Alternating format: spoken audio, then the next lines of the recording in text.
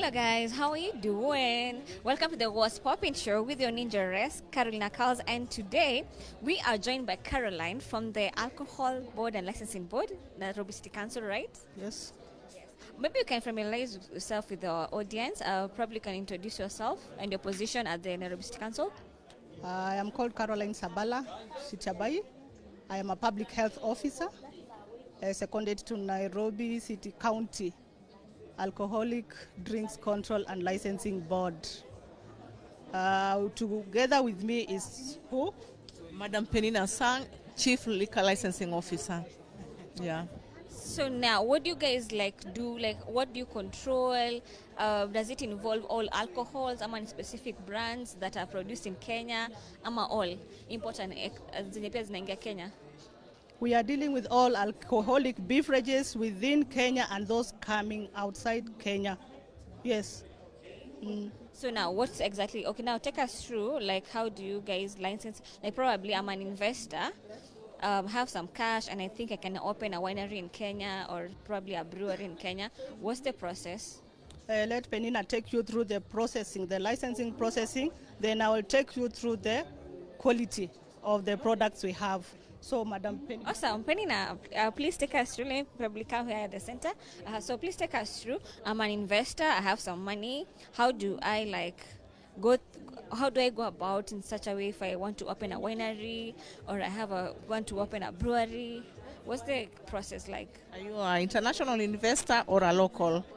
Procedure is that first of all, you have to get the all requirement in order to get to operate maybe a manufacturer, import, any other activity relating to liquor. First of all, you have to get a unified license, single business permit. That means you have to get a permit in order to operate. That is the first step. From there, depending now on which type of business you want to do, like an import, the license, unified license is 35,000. And other, maybe you have to get a public health certificate and fire certificate inclusive. From there, you come and apply. There's application for 6,000. That is for, depending now, maybe if you are an importer, you have to get 3 licenses or 2 licenses. One is for 100,000, 1 million. The first step is you have to get an application. Application is 6,000.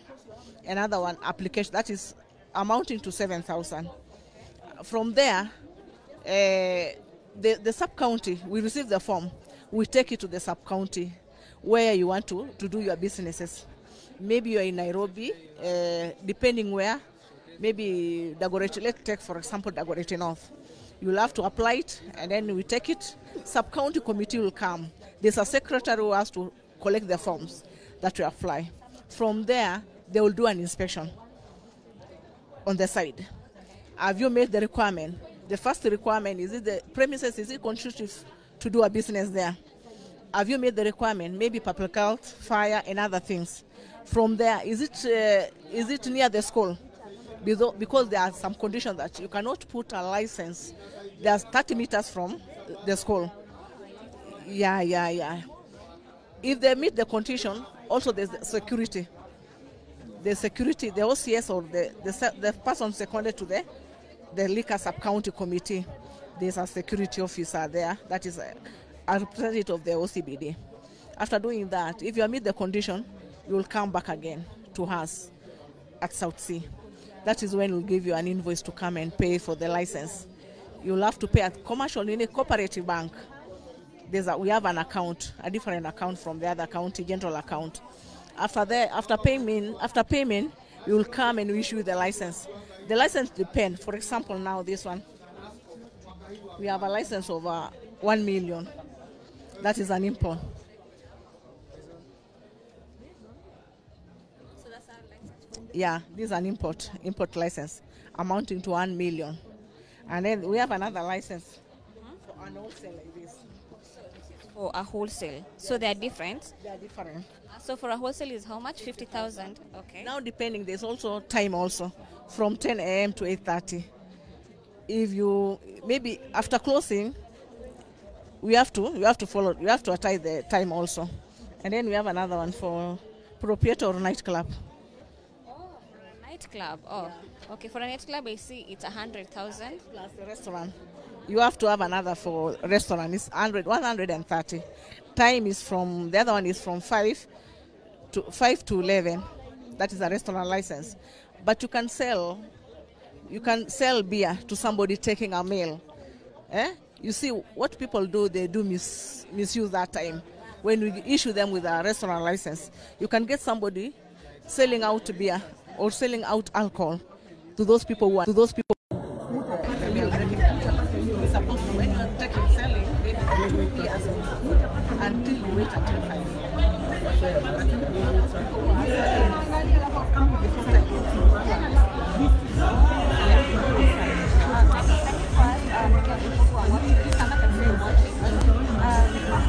Charles, mic yako iko off ama nini? Your mic.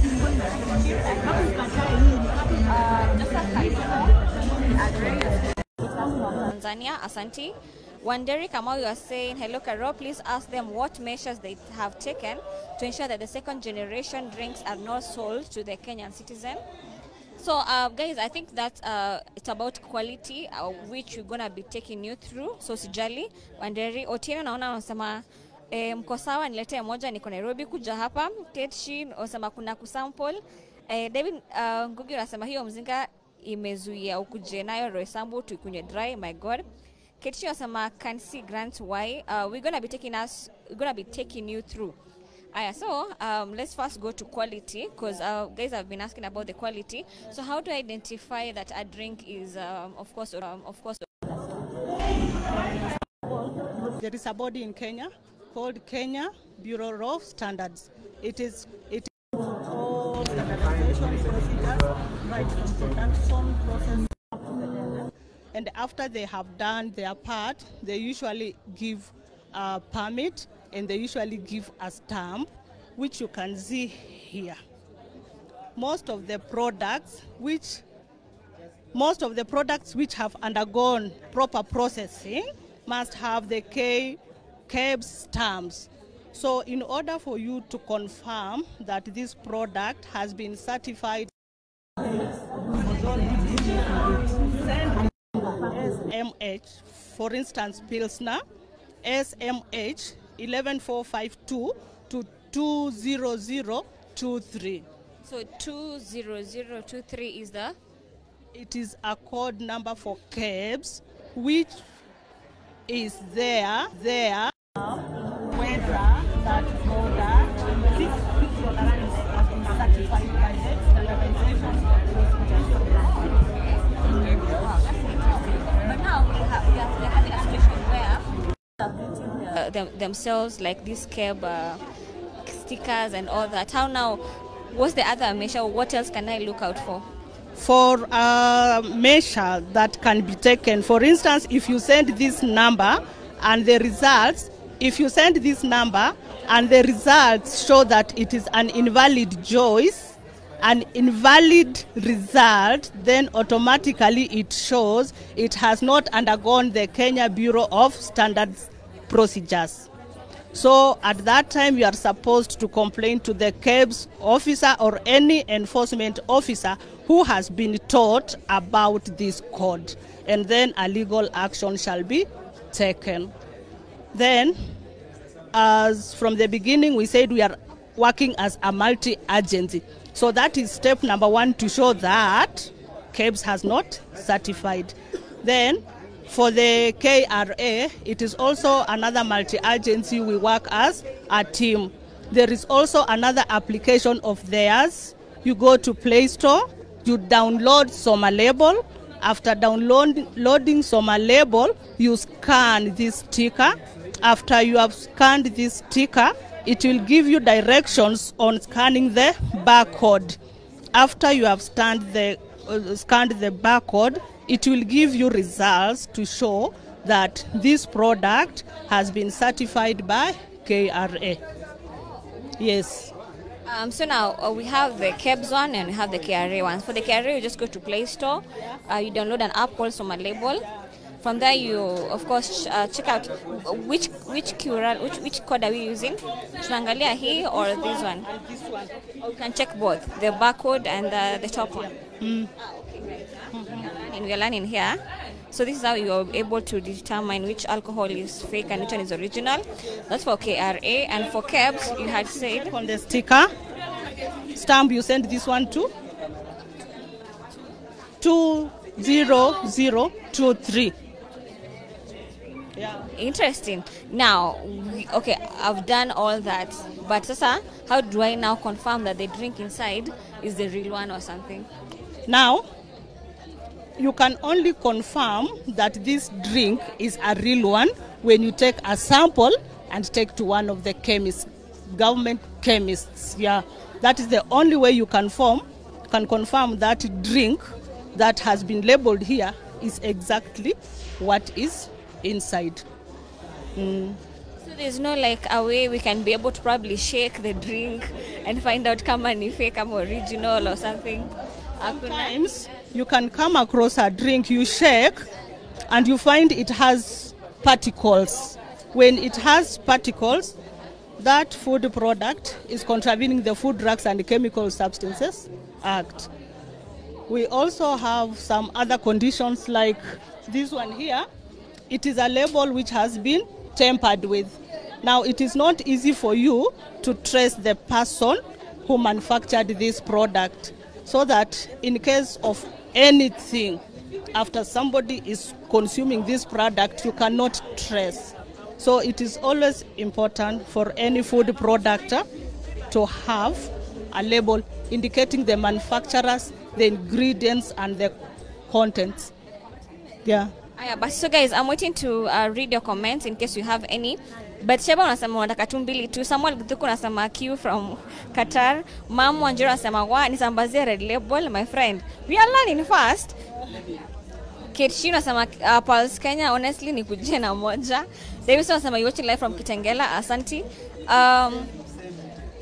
Ati Samuel tu unasema ati you shake a drink arona umekula baking, my friend.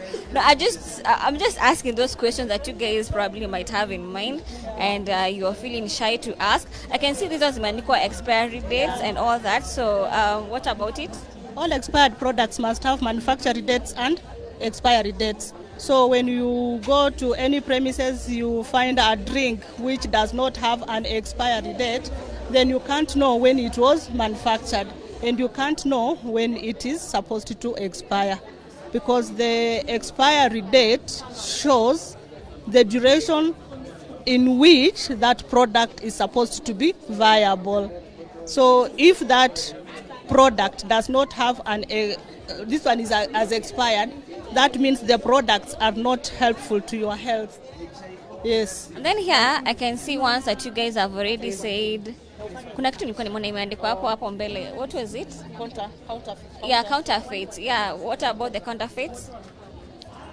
These counterfeits are being brought in our country contrary to our production and manufacturing procedures. They're not supposed to be manufactured. 41. Yeah. These ones here are illegally packaged, because in the Kenyan packaging, sachets are prohibited contrary to that section. Okay, let me read for you. Section 40 says, selling in sachet or plastic is prohibited. So no person shall sell, manufacture or pack, distribute an alcoholic drink in sachet or in plastic packaging or such other than form as may be prescribed. Oh wow, we never knew that. No wonder. It's in the actually it's written, my friend. Actually, we didn't know about it. So any alcohol that's sold like this, of course, it's a contraband and all that. In Kenya. Wow, we are learning. Yeah. Anything else? Pardon? Okay. So that's it all about licensing and Have the dented tins, and no person shall this one. It's already written again. The same thing. Okay, the same thing. Okay, no alcohol shall be packed. Under 200 milliliter. So no person shall manufacture, pack, distribute, or sell an alcoholic drink in a container of less than 200 milliliters. This is 100. So this is already too small. It's below 200. So now we are in a plastic bag. So already it goes contrary to what has been gazetted. So guys, no, now what? Oh, they're from Uganda. Yeah, they're from and, Uganda. and how are they able to come to the country? It means Problem now we have it. Yeah, it's a high time now. The security agencies have to do something about it. Yeah. there's someone who was asking about the second generation alcohols. Yeah. What are you guys doing to ensure that it's not sold? We are doing as our best as Nairobi County, but you see now the problem. If these things are from Uganda, how many sub-counties, Ama County, it has passed through? So I think there is a lack of security somewhere. Yeah, but as Nairobi, we are doing our own best. Yeah. And let me ask about the second generation. Is the second generation ni gani exactly? Second generation is that something that has not met the standards. Yeah.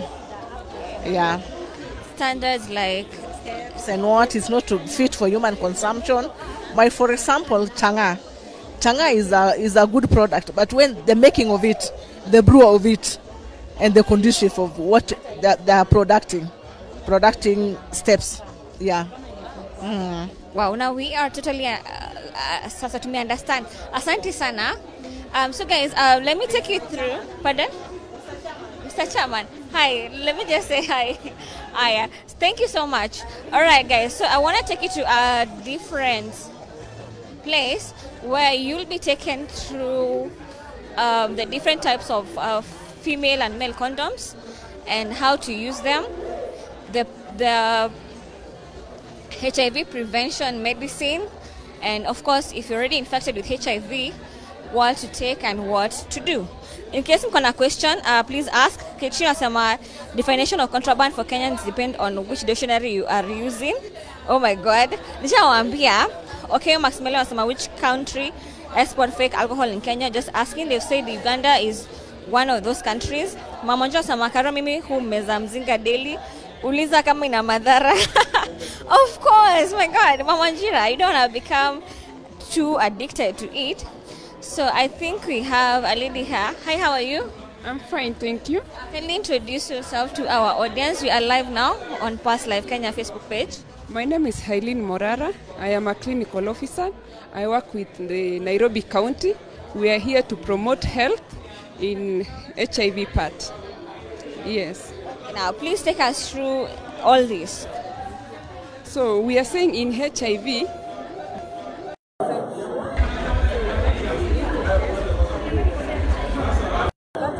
manage your lifestyle. If you are negative, we have condoms to prevent transmission. We have both male and female condoms for prevention. In case that is not possible to use a condom, you live with a HIV positive partner, or you are the kind of person who have multiple sexual partners frequently.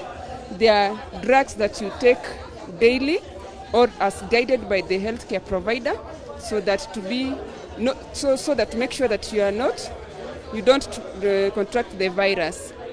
Let me come on that side so that at least it can be easy to, of course, point and we ask those questions. So you said if probably you have a partner who's HIV positive and you're not, there's something you're supposed to take. Yes. All right. How?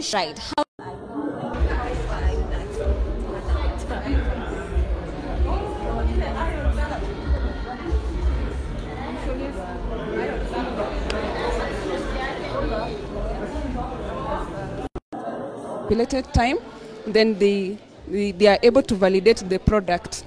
Now, according to the research, it shows that this prevents HIV transmission up to around 95 to 97%. Yeah, with that you are sure, yes. And how immediately is someone supposed to, like for example, you're having sex today with someone who's HIV positive, do you start taking the medicine today or do you take days prior or after? Now, it depends.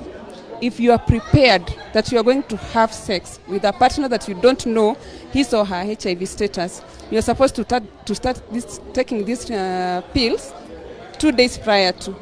So you you take like 2 days. Then after the contact, you continue up to a period of 7 days from the date you started. Yes. And if that is for the one that is planned for. If it's not planned for, like the one that who have multiple sexual partners and they are not able to use a condom, in that case, you're supposed to take this pill each day until that risk behavior stops. Yes. Interesting. So you're supposed to. Okay, let me get this clear. Okay, now you guys may break up. You are taking them. So you said you stop immediately, or you stop a few days after you guys have broken up, or you stopped having sex with that particular person. Now that one depends with the status of your partner. In this case, we are talking about discordant. That's a discordant relationship where one is HIV positive and the other is HIV negative.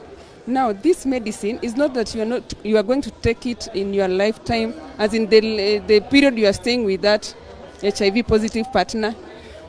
If that partner is on treatment, on ARVs, then we do measure the viral load in the blood of that person, the affected person. If at some point that virus is suppressed, then the negative partner stops taking the prevention. Because after research again, if you are suppressed, if your virus is suppressed under medication, then the risk of transmitting to your partner is significantly reduced. Yes. Interesting. Aya guys, if you have questions, msiniache tu niulizie peke yangu. You can just comment and I'll be asking. Karuna anasema mic yangu ina mute. I think sahi iko sawa. Yes, sahi yangu iko sawa. Mam G Wanjira anasema hapa ndio masomo inaanza ya ukweli. So if you have any question, feel free to ask. So acha tuende sasa kwa, I can see kuna kit. These are self-testing kits. There is a self-testing kit right there. These are test kits that can be only done by a healthcare provider, trained HIV testing counselor. Yes. So this is a self-testing. Where are people supposed to get them, and ziko na nini ndani? It is this contains one test kit. They are available in pharmacies. They are available in government facilities. But what we recommend is, before you take a self-test, you go to a healthcare provider. Talk to the healthcare provider. Tell him or her your intentions. She'll take you through pre-test counseling, what you expect, and then show you how to do the test before you go and do it. Yes. Kuna mtu hapa anacheka kisha anasema tukue careful as Moto as you misinterpret. No, this is we are learning, my friend. Alafu, what else? Aya, tuko na female condoms here. Okay. Ebu sasa, for those who've never seen a female condom and how it looks like, this is it.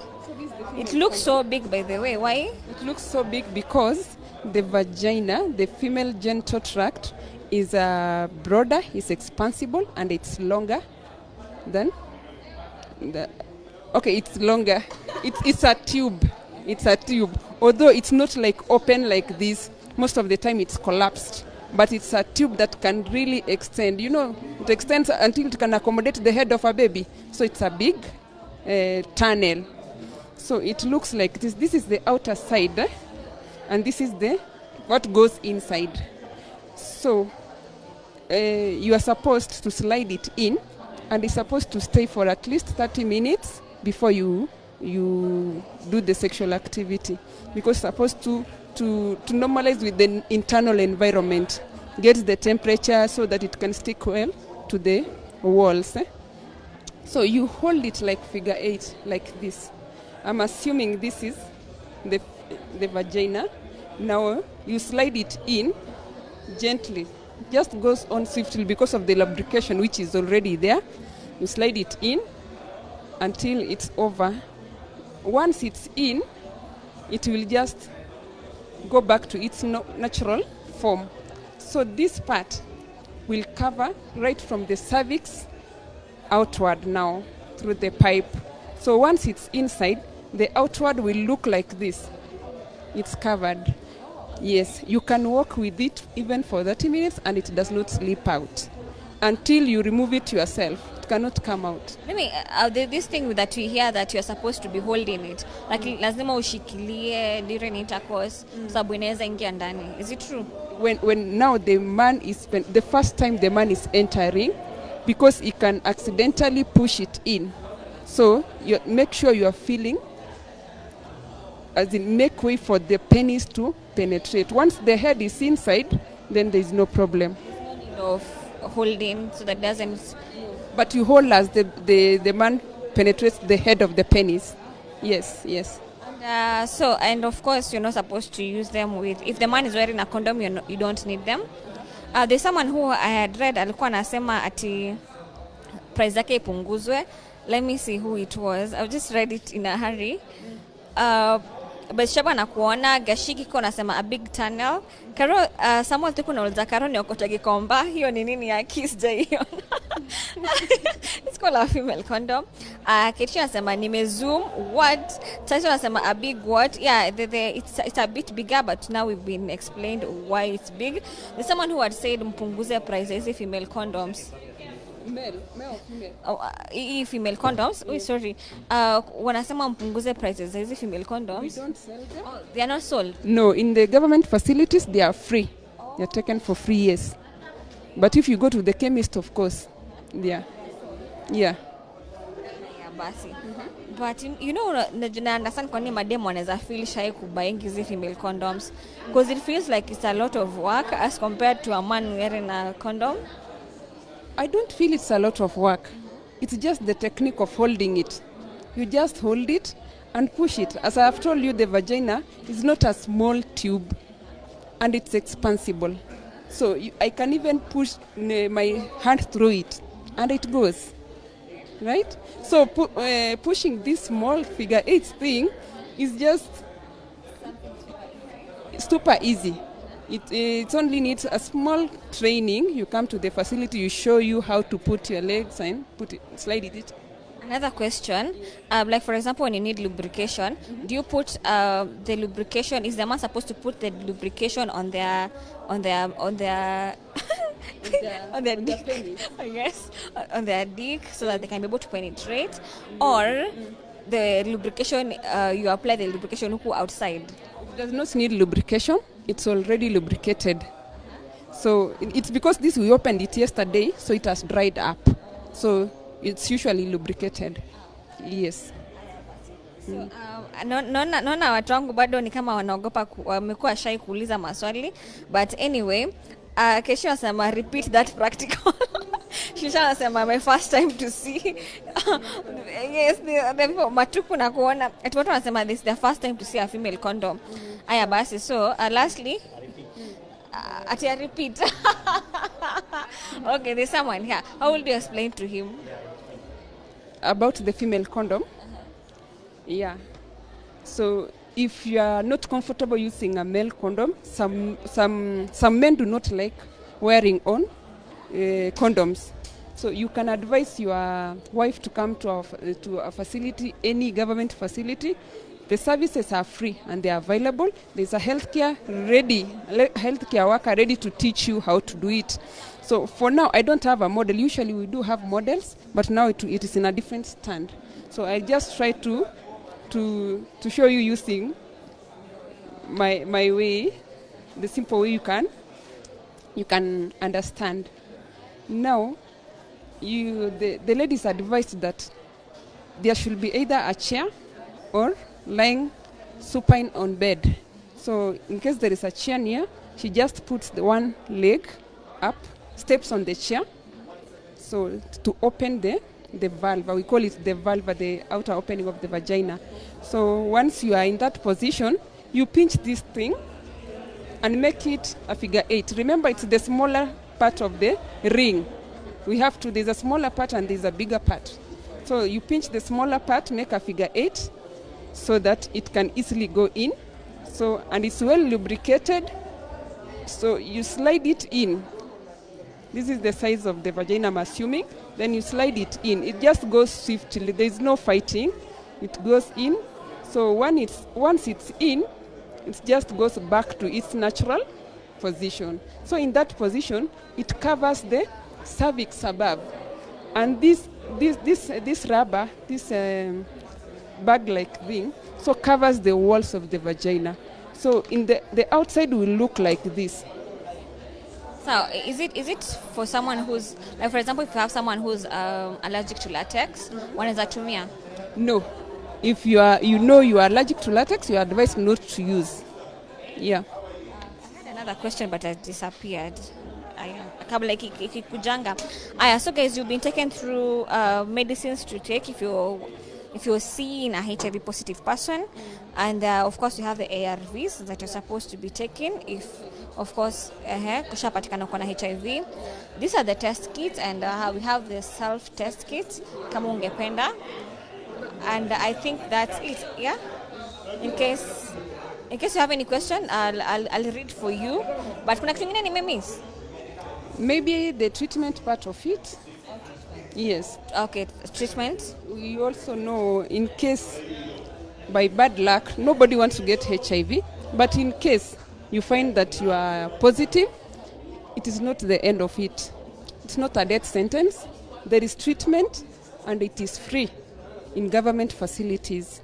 So we have different kinds of ARVs, not special for special types of viruses, but depending on how best your body tolerates some compounds. So like we have this one, it's taken twice a day. It has 3 drugs in 1 tablet. So it's taken twice, morning, evening, for the rest of your life. Because the HIV destroys immunity. For you to be able to live a normal lifestyle, you have to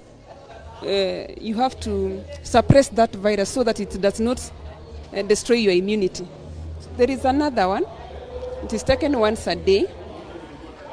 Again, no special populations that take this, but depends on tolerability. So these are the first lines. Again, there are combinations. We tailor each client according to tolerability. So this is another type of first line treatment. So first line treatment namaanisha you just got it. You got the virus, you come to the facility, we diagnose you. The first treatment that you take home are these. And then let me ask, kwa nini hazijaandikwa like understandable words or something? Like I can tell this is an ARV. You guys have used like hidden words, or as in hawezi jua kama diclofenac unajua ni diclofenac, paracetamol unajua ni paracetamol. Why are these ones like not like they are not hidden? They are not hidden. Like this one has 3 drugs in 1 tablet. The names are named by those who produced the component. So the first one is called efavirenz. There is efavirenz here, efavirenz, and it's in 600 milligrams. The first, yes. The next one is called lamivudine. It is the strength is 300 milligrams, and the third one is tenofovir. All the names are written here. It's only that the company that produced it decided to name them so. Yes, just like diclofenac. Kuna mtu alikuwa ameuliza, Tyson Katan alikuwa anauliza, hebu uliza, once the female condom is in place, mtu anaweza rusha kama shots ngapi ndani hiyo tunnel? Just once. Yes. Once you are done, remove, then insert another one in case no. Yes. Tyson Kata umejibiwa. Hastine Odeo anasema very good topic. Do you have different textures like ribbed or studded ones? Okay, no, you just have this one. Ujik Yoko anasema you pray that Huru will see me and increase the taxes on the female condoms to 16%. Why? Aya basi Tyson Kata nimesha wajibu. Aya sawa, asante sana. I think we pardon? Yeah, mafaa mtoe different flavors for the female condoms at least. That one is possible, but then the cost, can the government manage? Tuko na pesa mingi sana by the way. Kama wanatumia 100 million ndio at least wa collect visa referendum. Alafu ukitaka kujua kama uko positive, hizi lines mbili zinafaa hizi cross ama ni line moja? They are supposed to be two. Yeah. And the first one has to cross, then the second one here. Oh, sorry. It's like it's going this way. You see the arrows here? It is going this way. So you put a drop of blood there, and there is a buffer that we drop on the blood spot so that it facilitates movement easily. So it moves towards this direction. So if the first one crosses and the second one, then that's a positive result. However, we don't conclude with that. For HIV, you have to be really, really sure because it's a long-term commitment to treatment. So there is the second kit to confirm that. So if this one also turns positive, it also crosses the same way, but maybe different components have been put on the second kit. Yeah. So kama uko negative inakuja hapa juu peke kama chini peke yake? It skips the first control line. Yeah. Okay. We understood. I misled you. The first line is the patient line. That is what reacts with your antibodies from your blood. The second one is the one that now concludes that you have HIV. So if the second one does not cross, then you are negative. Yeah. Asante sana. Thank you so much. It has been a pleasure. So, let me see. Mom Jirana wasema you love from the mouth test. Tyson, asante sana, tushapata everything. And yeah, you can get female condoms. Tuko hapa showground. Wanapatana for free, even the male condoms. ARVs pia ni free for today, as in issue. They are free in government facilities, totally free. So wakikuja kwa hizi stands za government hawatapata? No, here they cannot get because we are just displaying. And even the one for prevention is also free. But in the facility, and you have to test HIV negative first before you are put on this. Asante. So guys, tuko showground and I wanted to take you through, of course, the alcohol licensing board and somesha at least about sex and all that, and then prevention. So yeah, thank you guys so much for having us. It has been a pleasure having your audience. I think I'm gonna now end the show. Kama unasema it was a nice topic. Mary pia unasema it was a nice topic. Kesho unasema chances for those kids being confused and given wrong results ni si kubwa sana because you have to do a repeat test. I wanataka kuona show venye inakaa. So before we end the show, probably nazaonesha watu venye kuna kaa hivi kidogo. Kama umemiss show, this is just what's going down. Nothing too serious. Keti, drop up in a camp. Took on the showgrounds, Jamhuri Park. Hapa kuna Kenya Criminals KCC. Tuingia KCC. Let's see what's here.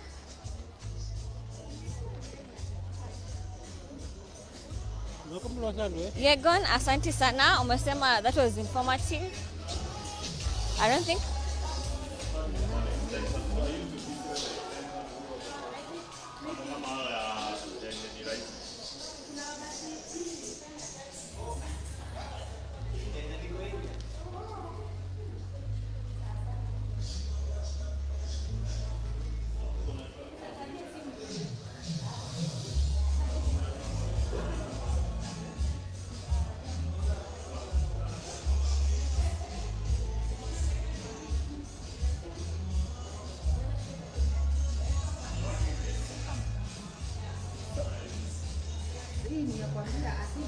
Samuel Thuku, asante sana.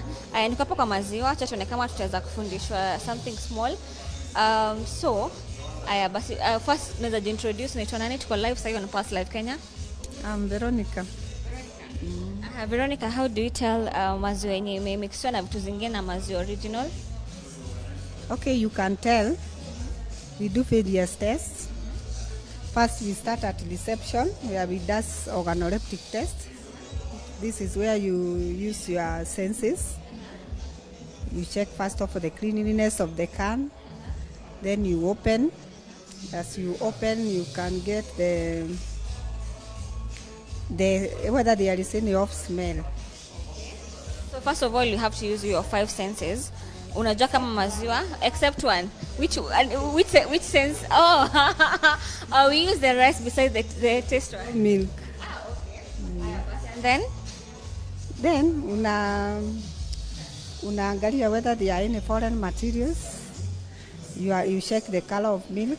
Then you can proceed to the laboratory to do the confirmatory test. You do the sediment test to check whether they are sediments. You may classify them as grade 1, 2, and 3.